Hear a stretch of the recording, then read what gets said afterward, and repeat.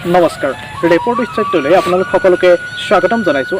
আপোনালোকে জানে যে যোৱাটো খণ্ডত আমাৰ অতিথি আছিল নাট্যকাৰ বিপ্লৱ বৰা, আৰু আপোনালোকক জানিবলৈ আমি সুবিধা কৰি দিছিলোঁ যে কি ধৰণে তেখেত নাটকৰ ক্ষেত্ৰলৈ আহিল আৰু কেনেধৰণে নাটকসমূহ তেখেতে লিখে এই সম্পৰ্কে আপোনালোকক জানিবলৈ দিছিলোঁ। আৰু আজি আমি আলোচনা কৰিবলৈ আহিছোঁ দুটা খুব স্পৰ্শকাতৰ বিষয়। প্ৰথম বিষয়টোৱে হৈছে যে বৰ্তমান সময়ত গুৰুজনাৰ ভাওনাত যি নানাৰঙী পোহৰৰ ব্যৱহাৰ কৰা হয়, এই ক্ষেত্ৰত তেখেতে কি মতামত আমালৈ আগবঢ়াব, আৰু বৰ্তমান সময়ত যি ভ্ৰাম্যমান বিতৰ্কই চূড়ান্ত পৰ্যায় পাইছেগৈ, এই ক্ষেত্ৰত তেখেতে আমালৈ কি মতামত আগবঢ়াব এই সম্পৰ্কে আমি তেখেতৰ লগত আলোচনা কৰিম। আৰু আপোনালোকক অনুৰোধ জনাইছোঁ যাতে ভিডিঅ'টো প্ৰথমৰ পৰা একেবাৰে শেষলৈকে চায়, আৰু আপোনালোকক আৰু এটা অনুৰোধ জনাইছোঁ যাতে আমাক আগবঢ়াই নিবৰ বাবে আমাৰ চেনেলটো ছাবস্ক্ৰাইব কৰে আৰু লগতে বেল আইকনটো প্ৰেছ কৰে। তাৰপিছত এতিয়া এটা কথা দেখা যায় যে গুৰুজনৰ যি ভাওনা বৰ্তমান তাত আধুনিকীকৰণ কৰা হৈছে, বস্তুটো মানে আকৰ্ষণীয় কৰা হৈছে। এই ক্ষেত্ৰত আপুনি কি ক'ব?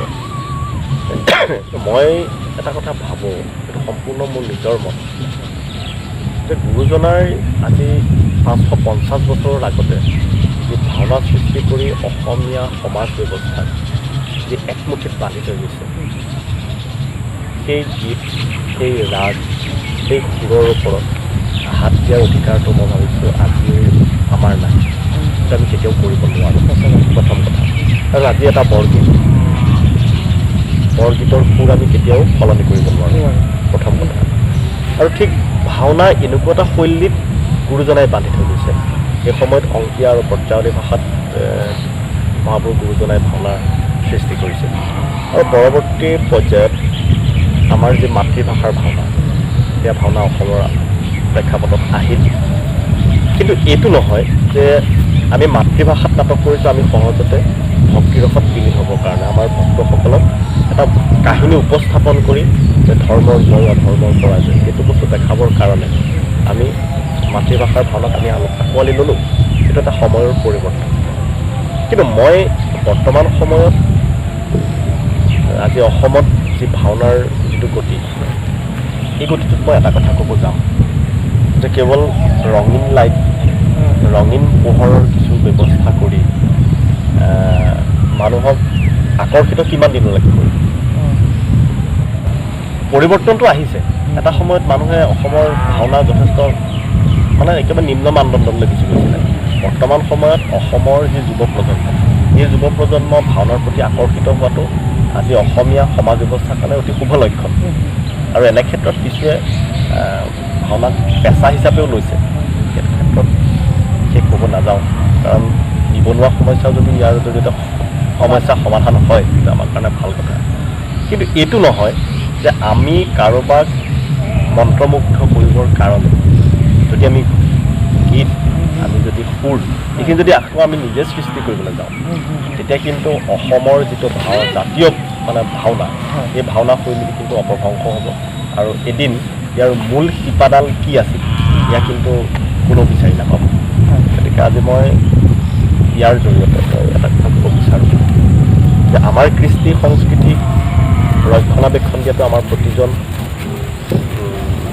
জাতীয় মানে লোকৰ আমাৰ দায়িত্ব।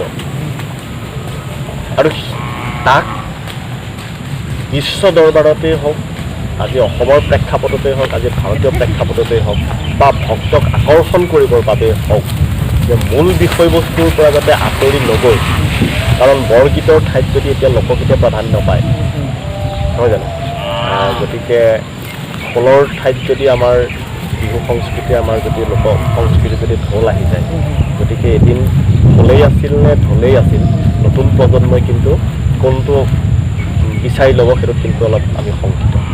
কিছু কিছু ঠাইত আমাৰ ভাওনাৰ যি মঞ্চ, কাৰণ ভাওনা সদায় ভাওনাই আমি যদি ক'বলৈ যাওঁ, কিন্তু সেই ভাওনাত মঞ্চত যদি আজি প্ৰচেনিয়াম মঞ্চৰ প্ৰভাৱ পেলাবলৈ যায়, আজি যদি আমাৰ আধুনিক বৰ্তমান যি নাটক, এই নাটকৰ প্ৰভাৱ যদি আমি এই নাট্যকলাৰ প্ৰভাৱ যদি আমি প্ৰচেনিয়াম মঞ্চৰ প্ৰভাৱ যদি আমি ভাওনাৰ মঞ্চত পেলাবলৈ যাওঁ, তেতিয়া কিন্তু ভাওনাৰ মূল বস্তুটো হেৰাই যাব। গতিকে প্ৰচেনিয়াম মঞ্চত আমি ৰঙৰ ব্যৱহাৰ কৰোঁ, বিভিন্ন আমি ৰঙৰ ব্যৱহাৰ কৰোঁ। এই প্ৰতিটো ৰঙৰে আমাৰ নিৰ্দিষ্ট কিছুমান উদ্দেশ্যৰ লক্ষ্য থাকে। আমি এটা আমাক ৰং লাগে, সেই ৰংটোৰ নিৰ্দিষ্ট এটা মানে অৰ্থ আছে। কিন্তু এতিয়া বৰ্তমান ভাওনাত এনেকুৱা এটা ব্যৱস্থা হৈছে যে চাৰিওফালে 4টা যদি আমি LED লাইট তাত লগাই যদি ৰংচঙীয়া যদি আমি কৰিব পাৰিছোঁ, ভাওনাখন যথেষ্ট ভাল হৈছে। তাৰ ভিতৰৰ বস্তুত দৰ্শক কিমান সোমাইছে, আমি ৰংচঙীয়া দেখাই পেলাই আমি ভাওনাক আকৃষ্ট কৰিব বিচাৰিছোঁ নে ভাওনাখনৰ মূল কাহিনীটো আমি দৰ্শকক দেখুৱাব বিচাৰিছোঁ। গতিকে সাজ সজ্জাটোৱে সকলো নহয়, তাৰমানে মই এইটো ক'ব বিচাৰিছোঁ। গতিকে আধ্যাত্মিকতাৰ যিটো ভাৱ, আমাৰ ভগৱানৰ প্ৰতি ঈশ্বৰৰ প্ৰতি আমাৰ যিটো ভক্তি, সেই ভক্তিটোত ভক্তসকলক মানে নিয়োগ কৰিবৰ কাৰণে মই ভাবোঁ পোহৰ ব্যৱহাৰ কৰিবই লাগিব, ৰঙৰ ব্যৱহাৰ কৰিবই লাগিব। কিন্তু এই নহয় যে আমি ভাওনাখন আৰম্ভণিৰ পৰা শেষলৈকে কেৱল ৰঙীন লাইট কেইটামান জ্বলাই পেলাই আমি এটা জাষ্ট আমি সাজ এটা দেখুৱাইছোঁ, কিন্তু ভিতৰৰ ঠাইটুকুৰালৈ আমি যাবৰ কাৰণে আমাৰ যিটো ব্যৱস্থা, সেই ব্যৱস্থাটোৰ পৰা কিন্তু আমি লাহে লাহে আঁতৰি যোৱাৰ কিছু জেগাত অলপ দেখা পোৱা গৈছে। এতিয়া এটা অত্যন্ত এটা বিতৰ্ক, ভ্ৰাম্যমান বিতৰ্ক মানে এইটো আলোচনা কৰিব নলগীয়া বিষয়, তথাপি মই আপোনাৰ পৰা জাষ্ট এটা কমেণ্ট ল'বহে বিচাৰিছোঁ। এই ক্ষেত্ৰত আপুনি কি ক'ব? ভ্ৰাম্যমানৰ যি বিতৰ্ক, নক'লেও এইটো আপুনি গম পাইছে কেনেকুৱা ধৰণৰ বিতৰ্কৰ কথা কৈছোঁ। চাওক, প্ৰতিটো কামতে এইটো বিতৰ্ক থাকেই, বিতৰ্ক থাকে। গতিকে ভ্ৰাম্যমান প্ৰথম কথাত এটা কথাত আমি নিজেই গৌৰৱবোধ কৰিব লাগিব, কাৰণ পৃথিৱীৰ ভিতৰত কেৱল অসমতেই আছে ভ্ৰাম্যমান ব্যৱস্থা। গতিকে এই ভ্ৰাম্যমান যি নাট্য জগত, এই নাট্য জগতে আজি অসমৰ বহু গাঁৱে ভূঞে সোমাই থকা যিখিনি আমাৰ প্ৰতিভা, এই প্ৰতিভাখিনিক আজি ভ্ৰাম্যমান নাট্য জগতে উলিয়াই লৈ গৈছে। আৰু বাকী বিতৰ্কটো আহি আছে, আজি বহুত দিনৰ পৰা এনেকুৱা ধৰণৰ বিতৰ্ক চলি আছে, নাইকিয়া নহয়। কিন্তু মই এটা কথা ক'ব বিচাৰোঁ যে আচলতে ভ্ৰাম্যমান নাটক এতিয়া বৰ্তমান কেৱল এক শ্ৰেণীৰ দৰ্শকৰ কাৰণেহে অলপ মানে প্ৰযোজ্য হৈছে বুলি আমি ক'ব লাগিব। য'ত ধৰক অত্যন্ত কিৰিলি থাকে বুলি আমি ক'ব লাগিব, আমি অসমীয়া এটা শব্দ কিৰিলি বুলি কওঁ বা চিঞৰ বাখৰ, তেনেকুৱা কিছুমান দৰ্শকে এতিয়া ভ্ৰাম্যমানৰ যি প্ৰেক্ষাগৃহ ভৰি পৰা দেখা যায়। আৰু বহুতে কয় যে আজিকালি ভ্ৰাম্যমান চাবলৈ নোযোৱা হ'ল, নৃত্য গীত কিমান চাম।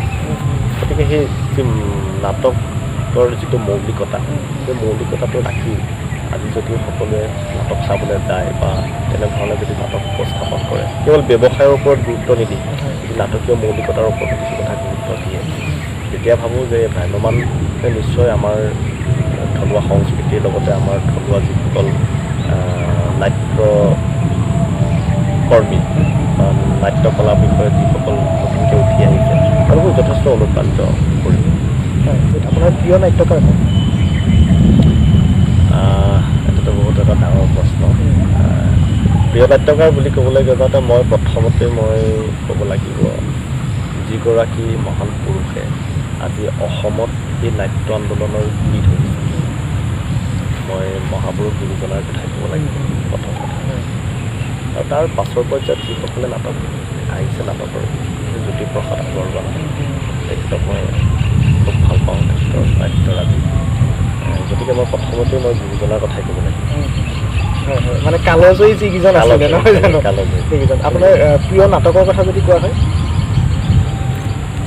প্ৰিয় নাটক য'ত মৌলিকতা থাকে, য'ত অপভ্ৰংশ হোৱা নাই, তেনেধৰণৰ নাটক সকলোখিনিয়ে ভাল পাওঁ। আপোনাৰ যদি এতিয়া কোনো আদৰ্শ ব্যক্তি, আপুনি কাৰ কথা ক'ব? মোৰ আটাইতকৈ ভাল লগা ব্যক্তি অসমৰ প্ৰথম হোমেন বৰগোহাঁই। তেখেতৰ কিতাপবিলাক পঢ়োঁ আৰু কিবা বিচাৰি পাওঁ, মানে বহুত কিবা আৰু মানে এইটোতো মোৰ ভাষাই কথাই মই একো বুজাই ক'ব নোৱাৰিম। মই এইখিনিতে দৰ্শকক এটা কথা জনাব বিচাৰিছোঁ, অহা 20 অক্টোবৰত লখিমপুৰ জিলা পুথিভঁৰালত বিপ্লৱ বৰা দাদাৰ এখন নাটক হ'ব। নাটকখনৰ নাম ইতি কথা এটি আলিপাত। গতিকে সকলোকে আহ্বান জনাইছোঁ যাতে উপভোগ কৰে। নিশ্চয় কিবা এটা অৰ্থ বিচাৰি পাব বুলি মই ক'ব বিচাৰিছোঁ। গতিকে আপুনি যে আজি আমাক সময়কণ দিলে, বহুত বহুত ধন্যবাদ জনাইছোঁ আপোনাক। আৰু আপোনাক বিদায় দিছোঁ আৰু দৰ্শকসকলক আমি অনুৰোধ জনাইছোঁ আমাক আগবঢ়াই নিবৰ বাবে আমাৰ চেনেলটো ছাবস্ক্ৰাইব কৰিব আৰু লগতে বেল আইকনটো প্ৰেছ কৰিব। আজিলৈ আহিছোঁ, ধন্যবাদ।